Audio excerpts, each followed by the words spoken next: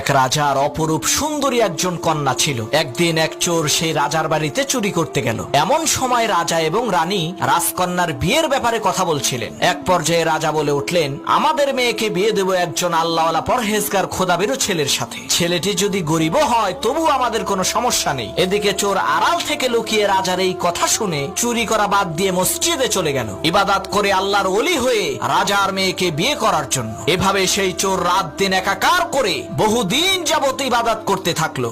সমস্ত রাজ্যের মধ্যে তার নাম ও খ্যাতি ছড়িয়ে পড়লো যে তার মতো আল্লাহর ওলি এই রাজ্যের মধ্যে আর একজনও নেই। এদিকে রাজামশাই রাজকন্যার বিয়ের জন্য সেই চোরের কাছে প্রস্তাব দিলেন, কিন্তু সেই চোর রাজার এই প্রস্তাব গ্রহণ করলেন না। কারণ এতদিনে সে এমন এক মহাপরাক্রমশালী রবের পরিচয় পেয়ে গেছেন যে দুনিয়ার এই সামান্য রাজত্ব আর রাজকন্যা সবকিছু তার কাছে তুচ্ছ।